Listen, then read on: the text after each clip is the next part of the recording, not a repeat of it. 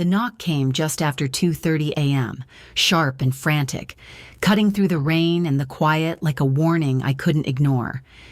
When I opened the door, cold air rushed in, and my twin sister collapsed against me, shaking, bleeding, and terrified in a way I had never seen before. The porch light flickered above us, and in that second, my body understood something my mind wasn't ready to accept yet. If you're listening to this right now, take a second to subscribe and tell me where you're watching from, because stories like this don't start on the news. They start in homes that once felt safe. I remember the smell of wet concrete, the weight of her fear in my arms, and the quiet realization that whatever she had escaped wasn't finished with her.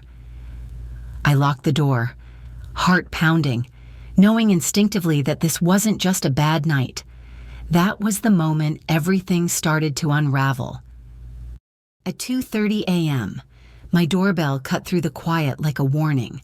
I opened the door barefoot, half awake, and the night pushed my twin sister into my arms. Her hair was tangled, her face swollen, and there was blood where calm should have been. For a second, I forgot how to breathe. I felt fear first, then anger, then a cold clarity that something had already gone terribly wrong. I pulled her inside and locked the door without thinking. My hands were shaking, but my mind was sharp, scanning shadows, listening for engines, waiting for the knock that might follow. She was trembling in a way I had never seen, like someone who had finally stopped pretending everything was fine. I knew, before she told me anything, that the danger wasn't finished. We had always known each other without words. Being twins meant I could feel the shift the moment it happened, the instant her life cracked and spilled into mine. Whatever had happened involved betrayal, control, and a truth someone had worked very hard to hide. That night didn't just scare me. It rearranged my sense of safety and drew a line I couldn't step back over. To understand what came next, you need to know who I am, who my sister is, and how we diverged. I have always been the cautious one. Life taught me early that love without boundaries can quietly turn into control. I left my marriage years ago, not because I stopped believing in commitment, but because I learned what it feels like to slowly disappear inside someone else's expectations. Rebuilding myself afterward forced me to trust patterns, instincts, and uncomfortable truths. My sister, Lily, moved through the world differently. She believed people meant what they said. She trusted promises at face value and assumed good intentions until proven otherwise. Where I built walls, she built bridges. Where I asked questions, she offered patience. Watching her fall in love felt like watching sunlight move through a room I had learned to keep dim. We shared the same face, the same childhood, the same memories, but we carried them differently. I measured risk. She measured hope. I believed safety came from awareness. She believed safety came from connection. I never thought one approach was better than the other. I just thought they balanced each other out. Looking back, I feel a quiet ache knowing how easily kindness can be mistaken for weakness. Predators do not search for careless people. They search for generous ones, for those who want harmony more than conflict. That realization came too late for both of us. The differences between my sister and me were never just personality traits. They were fault lines. And the moment she uncovered what had been hidden in her own home, everything shifted. That discovery became the spark pushed us toward choices neither expected. When Lily finally steadied herself enough to explain, the room felt smaller. She spoke in pieces, like her mind couldn't hold the whole truth at once. It started with something that didn't belong, a detail she noticed by accident, the kind you would normally brush off to keep the peace. But she didn't brush it off. She followed it. What she found wasn't one big revelation. It was layers. Papers that didn't match names she knew, patterns that didn't align with the man she thought she married, accounts, timelines, and quiet gaps where explanations should have been. As she talked, my brain kept searching for an innocent explanation, some version of events where this was a misunderstanding. That version collapsed quickly. I felt it in my chest before my mind caught up. The information pointed outward, not inward. This wasn't about secrets inside a marriage. It was about a carefully constructed life designed to look normal from the outside. Every fragment suggested planning, patience, and intent. The most terrifying part wasn't what she found, it was what it implied. The realization that this situation had a trajectory, and that trajectory didn't end well. I stopped seeing my sister as someone who had stumbled onto something disturbing and started seeing her as someone who had interrupted a process already in motion. Time shifted in that moment. Waiting stopped being neutral. Silence became dangerous. Whatever she had uncovered wasn't finished with her yet, and pretending otherwise would not make it disappear. That was when I understood we were standing at the edge of a choice that could not be reversed. The air between us felt charged with urgency, and every instinct told me that hesitation now would only give whatever was coming more power than either of us could survive alone together. Fear sat between us like a third presence, heavy and unspoken. Lily was frozen, not because she didn't care, but because caring had finally caught up to her all at once. I could see the weight of what she knew pressing down, stealing her sense of direction.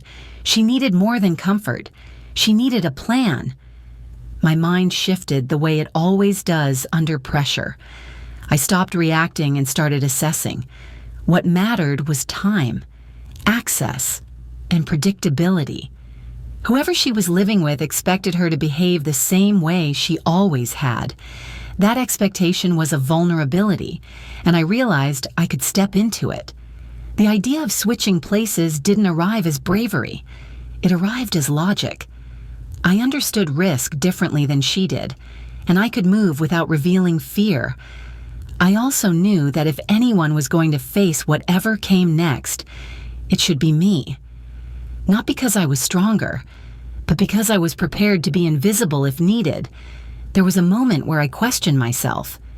Safety is seductive when danger feels abstract, but this danger was not abstract. It had fingerprints, patterns, and momentum. Walking away would not stop it. It would only isolate her inside it. Being her sister meant more than shared history. It meant shared responsibility. Protecting her meant stepping forward while she stepped back. Once I accepted that, the hesitation faded. By the time the sun began to rise, the decision was sealed. I wasn't just making a plan anymore. I was about to walk into his life and let him believe nothing had changed. That was the moment preparation ended and execution began for me alone. I entered the house just after 7:15 a.m., closing the door softly behind me. The air felt staged, like a set waiting for cues. Everything was clean, deliberate, untouched by warmth. I stood still, listening to the quiet, aware that silence can be a kind of noise when it is intentional. I moved through the rooms slowly, touching nothing. Every object seemed placed to communicate normalcy, yet the order felt rehearsed. There were no personal traces of Lily's chaos, no unfinished thoughts. That absence unsettled me more than mess ever could. It felt like a space designed to erase someone without leaving evidence. As the minutes passed, I felt my vulnerability sharpen. I was alone in a house that wasn't mine, wearing another woman's life like a borrowed coat. I reminded myself to breathe, to observe, to stay invisible. Fear stayed present, but anger began to rise beneath it, steady and clarifying. I found what I wasn't looking for in a back room that smelled faintly of paper and dust. Not a single revelation, but a system, dates, sequences, progress markers. lives reduced to trajectories. One line stopped me cold. Lily's name appeared beside a projected end, written with the calm certainty of someone tracking inventory. My body reacted before my thoughts could catch up. Heat rushed through me, followed by a sharp, grounding rage. This wasn't suspicion anymore. It was design. Then I saw it. Another entry, recent, deliberate. My name, not scribbled, not accidental, included. In that instant, the house felt smaller, the walls closer. I understood that I hadn't stepped into this situation to watch it unfold. I had stepped directly into its path, and whatever was planned had already adjusted to include me. Every instinct told me time was shrinking fast, and that any hesitation now would cost more than courage ever could. The danger was no longer theoretical, and neither was my survival here. The sound of the garage door cut through the house like a blade. It was too early. My body reacted before my mind did, muscles tightening as every calculation shifted. He wasn't supposed to be home yet. I felt the air change, as if the walls themselves were paying attention. I stood perfectly still, not hiding, not rushing, just becoming part of the environment. My thoughts accelerated, scanning for explanations, exits, excuses that wouldn't sound rehearsed. Fear stayed contained, locked behind discipline. Panic would have made noise. I couldn't afford noise.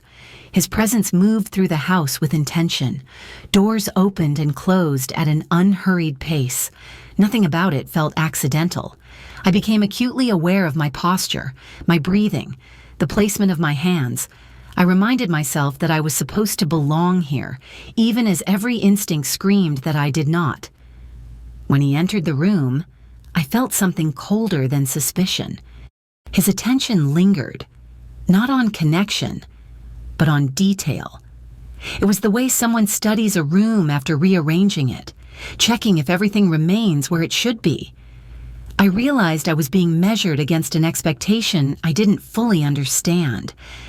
There was a small gesture that confirmed it for me.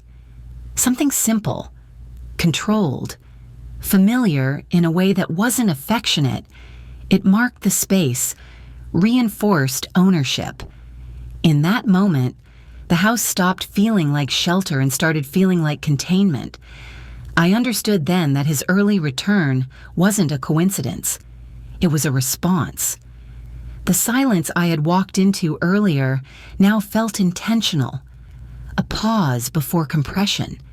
As he moved deeper into the house, I felt the edges closing in, and it became clear that whatever I had stepped into was no longer unfolding slowly. The trap wasn't hidden anymore. It was beginning to tighten around me. The first crack in my certainty came from something small, almost forgettable. A detail that didn't react the way it should have. A response that arrived too quickly, too smoothly, as if it had been waiting for me. That was when the ground shifted under my feet. I replayed every step in my mind, searching for the moment we had gone wrong. The switch, the timing, the assumption that secrecy equaled safety. Slowly, painfully, it became clear that none of it had surprised him. The house, the files, even my presence there had not disrupted a plan. They had activated it. What I thought were discoveries started to look like invitations. The records weren't hidden well because they were meant to be found. The timelines weren't careless. They were signals. Each piece I believed I had uncovered through caution now felt like bait laid out with patience. The realization hollowed me out. Then came the understanding that made my stomach drop. He wasn't acting alone. The coordination was too clean, the adjustments too fast. There were gaps filled by hands I couldn't see, decisions made beyond that house. This wasn't obsession, it was infrastructure. The sense of control I had clung to collapsed all at once. I wasn't ahead. I wasn't even parallel. I had stepped into a system that accounted for resistance, for substitution, for curiosity. I felt briefly foolish for believing intelligence alone would shield us, but clarity followed the fear, cold and precise. If this was organized, then it had patterns. If it had patterns, it had weaknesses. Survival was no longer about staying hidden or pretending nothing had changed. That phase was over. As I stood there, breathing carefully, I accepted a new truth. This was no longer a private nightmare between one man and two sisters.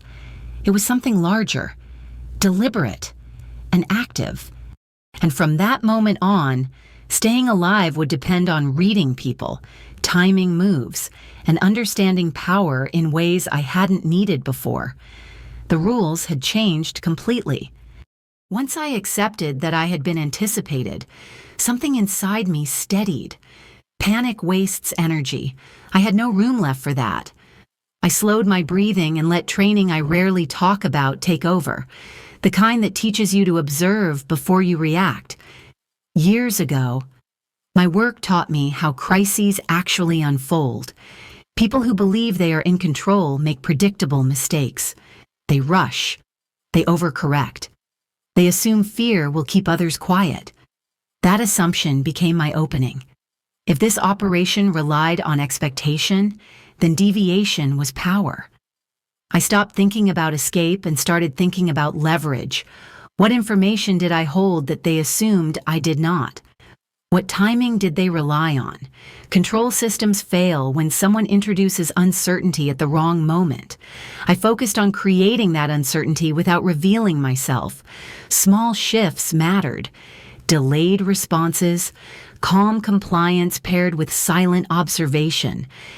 I let him believe his evaluation was complete while I gathered patterns he didn't realize he was repeating.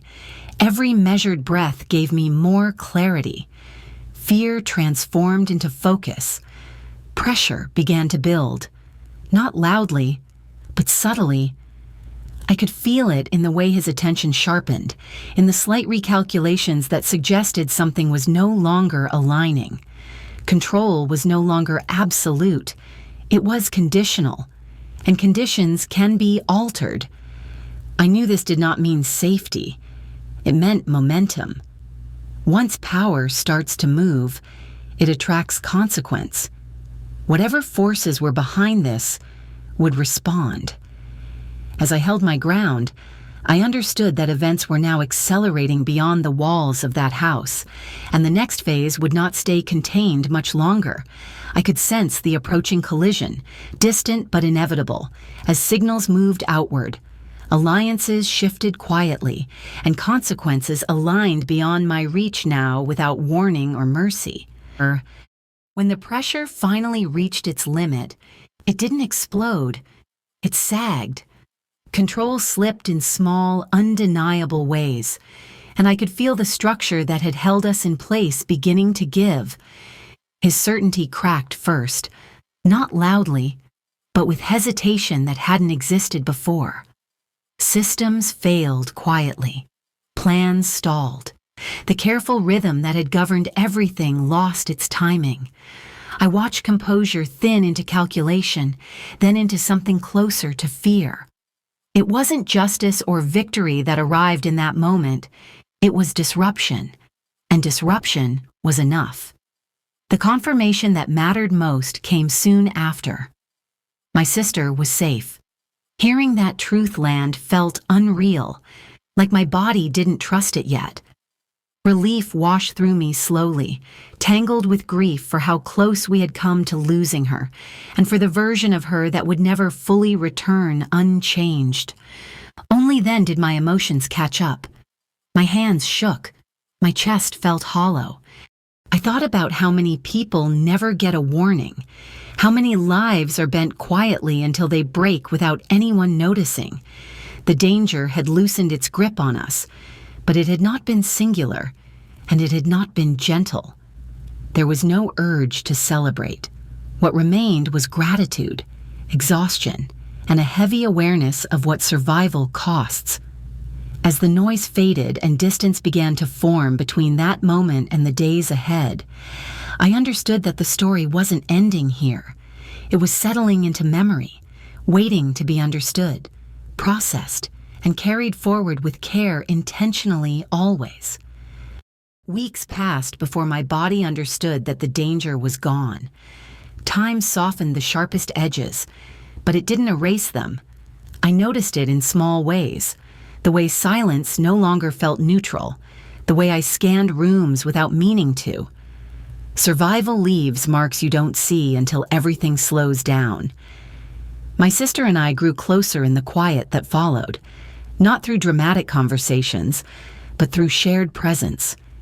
Sitting together without needing to explain anything rebuilt a trust that had been shaken, not between us, but in the world around us.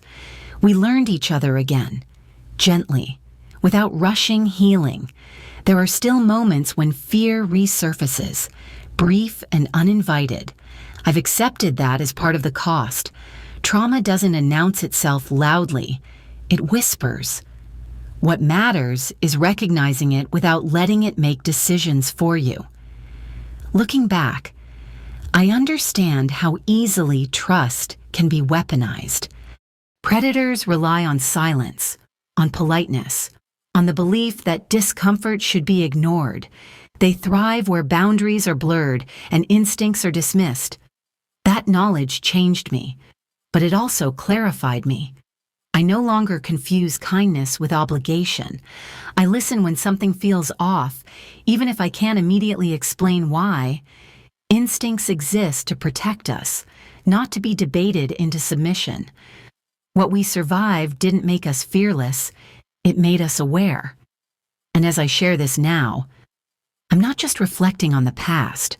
I'm speaking to anyone listening who may be questioning their own sense of safety.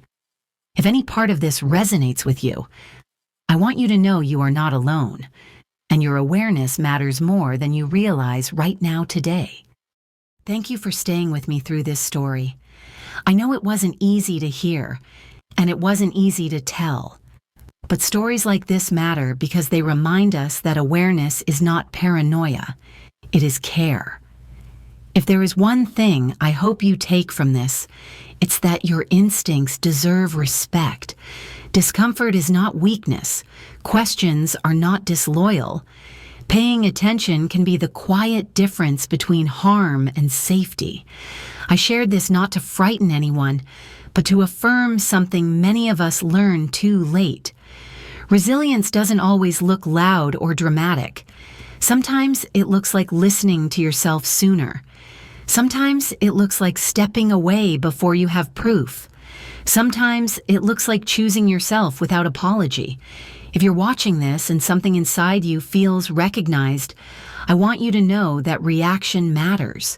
You are not imagining it, and you are not overreacting by taking yourself seriously. I'm grateful you gave me your time and your attention. This space exists because people are willing to listen to each other honestly, without judgment. If you feel comfortable sharing, have you ever ignored a feeling that later turned out to be important?